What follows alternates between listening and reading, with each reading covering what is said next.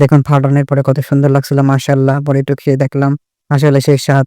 পরে আসসালামু আলাইকুম ওয়া রাহমাতুল্লাহি ওয়া বারাকাতুহু। কেমন আছেন সবাই? আশা করি সবাই আলহামদুলিল্লাহ আল্লাহর রহমতে ভালো আছেন। আমি আলহামদুলিল্লাহ আল্লাহর রহমতে ভালো আছি।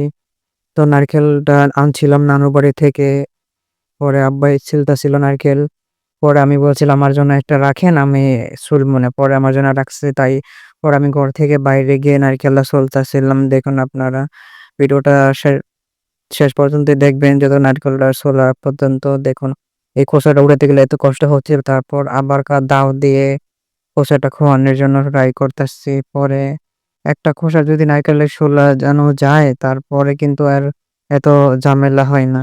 সহজেই তাড়াতাড়ি ছুলে যায়। পরে আবার আরেকটা খোসা খোয়ানোর জন্য ইয়ে করতেছিলাম দাও দিয়ে। পরে কিন্তু খুলতে পারছি। দেখুন একটা খোসা পরে ওইটাও খুলতে পারে। পরে আস্তে, আস্তে নারকেলটা ছুলতে থাকি আমি। দেখুন আপনারা ভিডিওটা আপনাদের কাছে কেমন লাগছে অবশ্যই কমেন্ট করে জানাবেন। তো এক, এক করে খোসা খুলতে থাকি। দেখুন আপনারা আসলে অনেক মানুষ আছে কিন্তু যে নারকেল ছিলতে পারে না। আমি হুইলচেয়ারে বসে থেকে ছিলতেছিলাম এবং সেটা বলছি না যে ছুলতে পারে না। আমি হুইলচেয়ারে বসে ছুলতাছি এটা বলতেছেন এমনিই বললাম আসলে। নাকি আসলে কিন্তু পারে না মনে হয় আমার কাছে হয়তো। দেখুন আমি নারকেলটা ছুলতাছি প্রায় অনেকটাই ছুলে ফেলছি।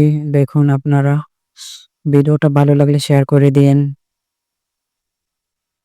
দেখুন পরে শোলা প্রায় শেষ কাছে ফেলতেছি এক, এক করে শোলা খোসায় শেষ করে ফেলতেছি শোলা না। তো আমি ভিডিওর রিয়েল টাইম ভয়েস দিলাম হইলে কিন্তু আমি ভয়েস এমনি দিতে পারি না আসলে। তো জানেনই তো বাসায় চিল্লাচিল্লি হয়, অনেক ধরনের কথা হয়। পরে আরকি ওইগুলা মিউট করে আমি এক্সট্রা ভাবে ভয়েসটা দিছিলাম। আসলে আমার ভয়েসটা এতটা ভালো হয় না। পরে এটা ফোলানো শেষ করে ফেলছি দেখুন। এখন দাউটা দিয়ে একটু টেসে নিব যেন নারকেলটা পোড়াইতে গেলে যেন ময়লাগুলাই ইয়ের মধ্যে না পড়ে। তাই জন্য দাউ দিয়ে একটু ময়লাগুলা ফালাই নিতেছিলাম। তো না ফালানো শেষ করে এখন না পানি খাওয়ার জন্য ছিদ্র করতেছি আসলে দেখুন আসলে নারকেলের পানি কিন্তু অনেক মজা হয়। পরে ছড়ানো শেষ করে দেখুন এখন ছড়ানো শেষ। তাই আসলে শরীরে অনেক ময়লা পড়ছে, ময়লাগুলা ঝাড়িয়ে নিতেছিলাম।